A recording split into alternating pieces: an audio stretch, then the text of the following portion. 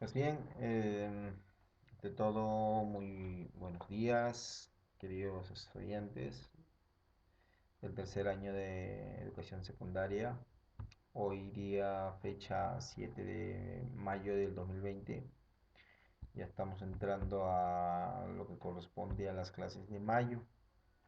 Entonces, para lo cual, antes de comenzar con este tema de biomoléculas, nos quedamos en pendiente de lo que eran bioelementos, tanto los bioelementos primarios, bioelementos secundarios y los oligoelementos. Pero quien le daban más importancia hoy era dentro de los bioelementos eran los primarios, los importantes, los que no debían de faltar. Entonces, por favor, denle una pequeña leída a lo que corresponde a bioelementos secundarios y los oligoelementos antes de comenzar con este tema. Ya, por favor. eh, entonces, solamente así, por lo menos 5 líneas le van a aumentar a ustedes. Entonces, definiciones de las actividades del anterior en bioelementos le van a aumentar antes de esta clase. Bioelementos secundarios, quienes lo conforman, y los oligoelementos, porque ya hemos dicho que los bioelementos primarios son los más importantes. Entonces, solamente quienes lo conforman, ya, por favor. Bien, ahora sí vamos a llegar a lo que es biomoléculas.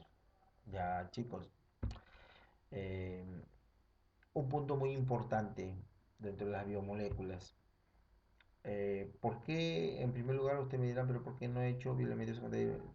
Sino que el tiempo es, como es un poco, la biología es tan extensa, eh, nosotros tenemos que obviar algunos puntos, entonces estoy agarrando los puntos más concretos. Ya he hablado de bioelementos primarios, ¿no?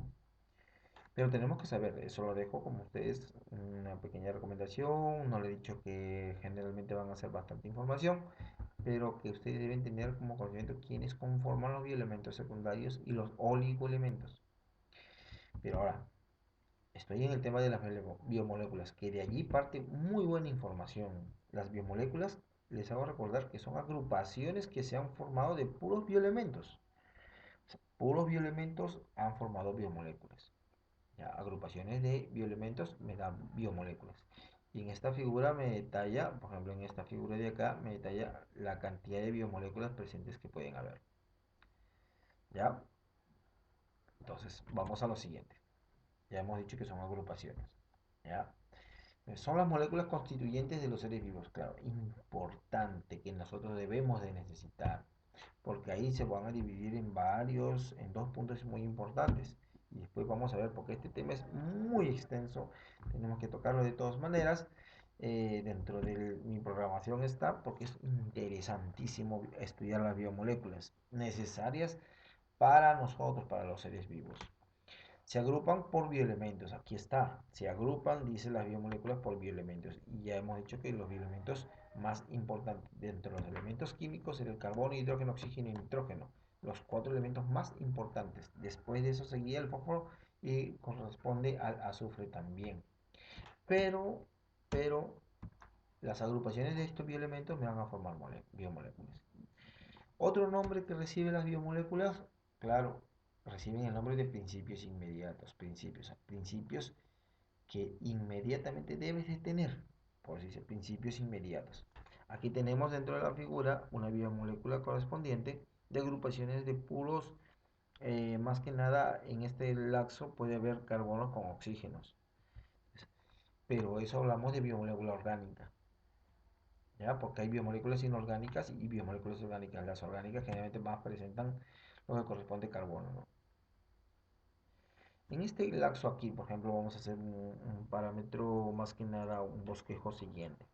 Los bioelementos, ojo, que fueron el primer tema después de la historia de la biología, después generalmente de lo que corresponde a los niveles de organización, los bioelementos son lo primero que podíamos necesitar como seres humanos. Encontramos los primarios, secundarios y oligoelementos. Ya les he dicho que esto me buscan como 5 líneas nada más cada uno. ¿Ya? Esto ya hablamos y esto es importantísimo. Gracias a esto está el grupo John. Carbono, hidrógeno, oxígeno y nitrógeno. Pues bien, dice que dice aquí que por agrupaciones de bioelementos me forman las biomoléculas. Por agrupaciones de bioelementos forman las biomoléculas. Y estas biomoléculas se pueden clasificar en biomoléculas orgánicas y en biomoléculas inorgánicas. Ahí está. Entonces, bio es vida, moléculas, el constituyente, los constituyentes de formar, de lo que formaron muchos bioelementos necesarios para la vida. Esa es su clasificación, biomoléculas orgánicas y biomoléculas inorgánicas.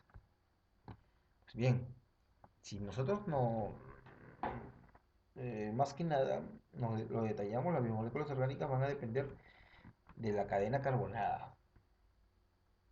Más que nada debería haber el componente básico que es el carbono. Cadena carbonada, carbono y hidrógenos. Debería de haber. Mientras que en las biomoléculas inorgánicas no hay agrupación de carbonos, ¿no? No hay una presencia de carbonos detalladamente. Entonces, pero son importantísimos que en los seres vivos debería de estar, deberíamos de tener presente también. Entonces, allí vamos a partir. Que su clasificación es en biomoléculas orgánicas como inorgánicas. Y los dos necesarios. ¿Ya? Ojo. Y estas biomoléculas forman ¿qué? Van a formar células. Ahí está, igualito como los niveles de organización. La diferencia es que aquí estamos con la palabra bio de vida. Bioelementos o elementos químicos. Ya habíamos dicho. Y para los elementos químicos yo necesito las moléculas. Ahí está. Y agrupaciones de biomoléculas porque aquí vamos a encontrar, en esta biomolécula van a encontrar macromoléculas. Y en las macromoléculas están los lípidos, estamos hablando de ácidos nucleicos, estamos hablando de las proteínas en sí. Y todo eso ahí me van a formar las células correspondientes tanto a procariotas como eucariotas o eucariontes. Y las procariotas estamos hablando de células que generalmente no tienen un núcleo definido y aquí sí tienen un núcleo definido, ¿no? Pro es antes, ¿no? Y eucariotas sí tienen un núcleo definido. Entonces, allí parte. Agrupaciones de bioelementos me da biomoléculas y agrupaciones de biomoléculas me da células. Todo esto es una cadena. Y después de las células ya vamos a hablar lo que corresponde al ser vivo en sí en general. Porque vamos a hablar todavía de los tejidos, vamos a hablar de todo eso. No estoy hablando de los niveles de organización exactamente rubro por rubro hasta llegar a lo que generalmente es ecología, no. Pero estamos hablando de tres puntos importantes que de allí se partió. Vamos a lo siguiente. Por ejemplo, acá estamos hablando de que los átomos de bioelementos me formaron biomoléculas. Aquí está, clarito. ¿Y cómo se clasifican más que nada estas biomoléculas? En dos importantes rubros. Habíamos dicho agua, sales minerales, y aquí me falta uno todavía más. Aquí vamos a colocar, ojo, cuando ustedes vean que esto de acá tenemos que acomodar, van a poner aquí gases, ¿ya? Gases. Me hacen otro circulito más, porque esto no me lo van a imprimir, esto me lo van a hacer. Por lo tanto, si ustedes van a imprimir, si es que lo van a imprimir también, le aumentan un círculo más acá y le ponen gases. ¿Ya? Gases. O sea, son tres. Agua, gases y sales minerales. ¿Y quién tiene mayor rubro de los tres? El agua.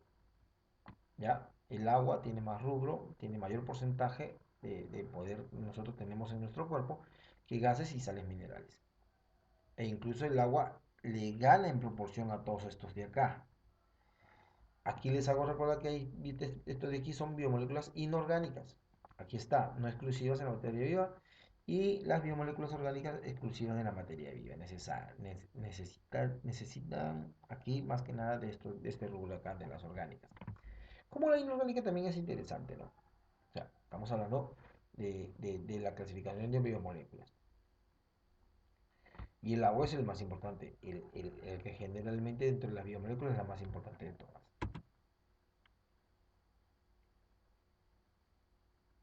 Bien, hablamos del primer rubro, aquí está, biomoléculas inorgánicas. ¿Por qué se llaman inorgánicas? Porque los elementos que lo constituyen no siempre tienen carbono. Yo he dicho clarito que las inorgánicas no tienen carbono, mientras que la orgánica sí. Y está lleno de carbono con hidrógeno, o sea, cadenas carbonadas. ¿Cómo se clasifican las biomoléculas inorgánicas? En agua, sales minerales y gases. Y el que tiene más rubro o que tiene mayor porcentaje es el agua y generalmente es un líquido vital. Aquí vamos a encontrar más que nada lo que corresponde a los gases que inhalamos, ¿no? El oxígeno o dióxido de carbono, que es lo que expulsamos. Y en sales minerales estamos hablando de iones, cationes necesarios, como el catión del anión fosfato, de lo que corresponde al bicarbonato, lo que corresponde al amoníaco, todos esos puntos de ahí en sales minerales, ¿no? Bien, vamos a hablar sobre el agua en sí. El agua es un componente o más que nada un compuesto o molécula universal importante en nuestro cuerpo. Necesitamos agua para sobrevivir, para vivir, perdón. El agua es importante. El agua, su componente, más que nada, su compuesto es H2O. ¿Ya? Aquí, dos átomos de hidrógeno y uno de oxígeno. El agua es vida, no hay que perder, ojo. Pero ¿qué dice? Que el agua, más que nada, hoy en día es el disolvente universal. El agua. El agua disuelve los componentes iónicos, dice. El agua disuelve los componentes iónicos y por lo tanto es un disolvente universal que disuelve muchísimas cosas, excepto una nada más. En caso de los aceites, no lo puede disolver. El agua no disuelve el aceite. El agua no disuelve a compuestos, por ejemplo, como cloroformo, éter, ¿no? Todos esos puntos no se puede disolver. Entonces, cloroformo, éter, lo que corresponde a los aceites, ¿no? Todo eso. Entonces, aquí vemos a la grasa en sí también, ¿no? Grasa, todo el componente grasoso no lo puede disolver. Calculemos nomás, si tú estás probando una carne de chancho y tú tomas agua, entonces no estás eliminando grasa, generalmente haces que permanezca la grasa ahí en el torrente sanguíneo, ¿no? Y generalmente en el torrente o en la parte de las arterias se van a quedar bloques de grasas y van a hacer que no vaya una buena circulación de la sangre a- hacia el corazón, ¿no? Y por ende va a haber mareos, todas esas cosas de allí, ¿no? Y a eso le llamamos arteriosclerosis, ¿no? Entonces, ¿qué dice? El agua es disolvente de los compuestos iónicos, claro. Y un compuesto iónico, estamos hablando de cristal de sal. Tú le echas sal, lo puede disolver. La diferencia es que aquí cuando nosotros agua salada, ¿no? Compuesto iónico puede ser el azúcar, por ejemplo. En el caso del azúcar, no. Compuestos iónicos, estamos hablando de sal. Y lo va a descomponer. Y lo va a disolver. Le damos lo disolvemos. Y esto de acá se va a dividir en ion cloro y ion sodio. Lo va a separar, ¿no? Los iones los puede separar. Porque la sal es cloruro de sodio. En el punto siguiente, vamos a ver, ojo, otra cosita que el agua la vamos a encontrar en nuestro cuerpo más que nada a un 75% por lo menos, 75%. Entonces, estamos hablando del agua de un órgano vital. Estamos hablando del agua que corresponde su compuesto como H2O. Entonces, lo encontramos en nuestro cuerpo, claro, sí. Lo podemos encontrar en las venas, en las arterias, sí, también. Lo podemos encontrar en nuestra lágrima, en nuestra saliva, sí, también, pero ciertos porcentajes. Lo podemos encontrar en diversas partes, hasta en el cerebro. ¿Por qué? Porque ahí por ahí recorre el líquido más que nada encefalocraniano. También lo podemos encontrar en las gestantes, en el líquido amniótico. O sea, todos esos puntos de allí, el agua sirve muy bien, ¿no? Por ejemplo, en el líquido amniótico generalmente permite amortiguar, ¿no? Ciertos golpes para que no perder el bebé. En el caso del agua, dice en este punto, enlazándose con proteína de hidrógeno.